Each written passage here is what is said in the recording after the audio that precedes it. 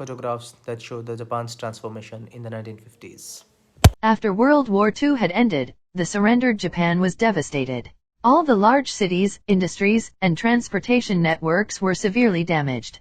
A severe shortage of food continued for several years. Allied forces led by the United States occupied the nation and started the rehabilitation of the Japanese state. Between 1945 and 1952, the U.S. occupying forces, led by General Douglas A. MacArthur, enacted widespread military, political, economic, and social reforms. The occupation, like the Taika reform of the 7th century and the Meiji Restoration 80 years earlier, represented a period of rapid social and institutional change that was based on the borrowing and incorporation of foreign models. General principles for the proposed governance of Japan had been spelled out in the Potsdam Declaration and elucidated in U.S. government policy statements drawn up and forwarded to MacArthur in August 1945.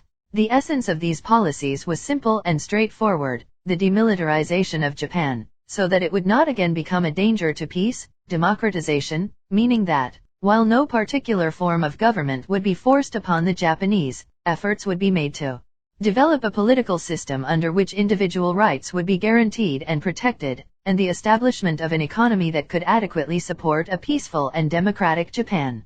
The armed forces were demobilized and millions of Japanese troops and civilians abroad were repatriated. The empire was disbanded. State Shinto was de-established, nationalist organizations were abolished and their members were removed from important posts. Japan's armament industries were dismantled. In the economic field, the Allies introduced land reform, designed to benefit the majority tenant farmers and reduce the power of rich landowners, many of whom had advocated for war and supported Japanese expansionism in the 1930s. MacArthur also tried to break up the large Japanese business conglomerates, or zaibatsu, as part of the effort to transform the economy into a free market capitalist system. The cooperation between the Japanese and the Allied powers worked relatively smoothly. Critics started to grow when the United States acted increasingly according to its self-interests in the Cold War, reintroduced the persecution of communists, stationed more troops in Japan, and wanted Japan to establish its own self-defense force despite the anti-war article in the Constitution. Many aspects of the occupation's so-called reverse course were welcomed by conservative Japanese politicians. With the peace treaty that went into effect in 1952, the occupation ended.